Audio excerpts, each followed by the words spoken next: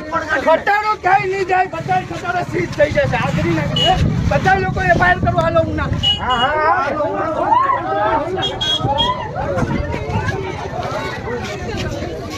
ઉનાના cob ગામે RKC કંપનીનો માટી ભરેલો ટ્રક ઊંધો પડ્યો. ઉનાના કોબ ગામે માટીનું ખોદકામ કોની રહેમ હેઠળ કરવામાં આવે છે? આજરોજ કોબ ગામે માટીનું ભરેલું ટ્રક ઊંધો પડ્યો છે. ગામ લોકોમાં ભયનો માહોલ સર્જાયો. ટ્રક દ્વારા વીજપોલ તથા મંદિરને જાનહાનિ થઈ હતી, ત્યારે ગામ લોકોમાં રોષ જોવા મળ્યો છે. જો કોઈક માણસ ટ્રક વિશે નીચે આવ્યો હોત તો મૃત્યુ પામત. સૂત્રો દ્વારા મળતી માહિતી અનુસાર ઉના તાલુકાના કોબ ગામની અંદર ખનીજ માફિયાઓ બેફામ બની ગયા છે. માટી ભરેલા ટેમ્પો ટ્રકો ફૂલ ઓવરલોડ ભરેલા ઉપર તાલપત્રી બાંધ્યા વગર રોડ રસ્તાઓ પરથી ખુલ્લામ પ્રસાર થઈ રહ્યા છે. સ્થાનિક પ્રશાસન તંત્રની આંખોમાં ધૂળ નાખી આ ભૂમાફિયાઓ ગ્રામ્ય વિસ્તારોના રોડ રસ્તાઓ પરથી બેફામ નીકળી રહ્યા છે. રાજ્ય સરકાર દ્વારા સુજલામ સુફલામ જળ અભિયાન યોજના અંતર્ગત ગ્રામ્ય વિસ્તારોની પડતર જમીનમાંથી નીતિ નિયમો મુજબ માટી ધૂળ કાઢવાની પરિમાતિ આપવાતી હોય છે, ત્યારે આ માફિયાઓ સરકારશ્રીના કોઈપણ પ્રકારના નીતિ નિયમોનું પાલન કર્યા વગર કામ કરતા હોય છે. ત્યારે સ્થાનિક ગામ લોકો દ્વારા અગાઉ ઉના પ્રાંત અધિકારી નાયબ કલેક્ટર સાહેબને રૂબરૂ આવેદનપત્ર આપી રજૂઆત કરેલી હતી, તો પણ આ માફિયાઓ રાજકીય નેતાઓના સહારે કામ કરતા હોય તેવું સામાજિક કાર્યકર નરેશભાઈ જાદવ, મોહનભાઈ ભાલિયા, હરસિંગભાઈ ગોહિલ, બાંભણિયા યાજ્ઞિકભાઈ, કમલેશભાઈ ભીલ, ભીખાભાઈ ઝાલાએ જણાવ્યું હતું. આજરોજ કોબ ગામની અંદર રોડ પરથી એક ટ્રક માટી ભરેલો ઓવરલોડ ડમ્પર પસાર થતા જોતજોતામાં રોડ પર પલટી મારી ગયો હતો. જો કે આ ઘટનાની અંદર કોઈપણ પ્રકારની જાનહાનિ થઈ ન હતી.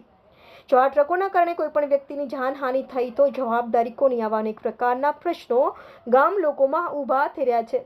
સ્થાનિક લોકોએ કોબ ગ્રામ પંચાયત ઉપર આરોપ લગાવ્યા હતા. કોબ ગ્રામ પંચાયતની મિલીભગત દ્વારા આ ભૂમાફિયાઓ કોઈપણ પ્રકારના ઠરાવ કે પરમિશન મંજૂરી વગર 24 કલાક માટીની ચોરી કરતી રહ્યા છે. આ ઘટનાની જાણ થતાં તાત્કાલિક નવા બંદર મરીન પોલીસ સ્ટેશનનો સ્ટાફ કોબ ઘટના સ્થળે પહોંચી ગયો હતો. ઉના પંથકમાં વારંવાર આવી અનેક પ્રકારની ઘટનાઓ હવે સામાન્ય થઈ ગઈ છે. રેતી, પથ્થર, માટી, ધૂળ વગેરે ભૂમાફિયાઓ દ્વારા સરકારી તિજોરીની ચોરી કરી રહ્યા છે. તેમજ દેશી અંગ્રેજી દારૂના બુટલેગરો પણ બેફામ જોવા મળે છે. ત્યારે ઉના પંથકમાં એક પણ સરકારી અધિકારી તંત્રનો હવે કોઈને ડર કે ભય રહ્યો નથી. હવે બધું ભગવાનના ભરોસે જોવા મળી રહ્યું છે. રાજકીય પાર્ટીના નેતાઓ ચૂંટણી સમયે આમ જનતાના પ્રજાને ન્યાય અપાવવાના ભાષણો કરતા જોવા મળે છે. ત્યારે ઉના પંથકના ભૂમાફિયાઓ મહાબુટલેગરો કોની રહેમ હેઠળ આવા કાળા ધંધાઓ કરી રહ્યા છે?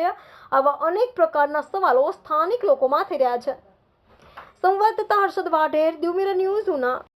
પરમિશન નથી, તમે શું વાત કરો છો? હું આવીને બોલ્યો નથી. તમારો ખટારો એક પણ જાય નહીં આવી. હું તો હા નરેશભાઈ અહીંયા બેઠો છે હજી, અને હવે તમે લઈને જાઓ. તમે દાદાગીરી કરો છો.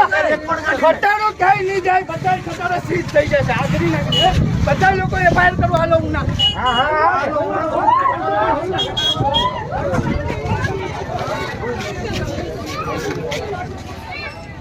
નમસ્કાર મિત્રો, હું ફિરોઝ ઈરાની આજે તમને એક નવી વાત કરવા આવ્યો છું.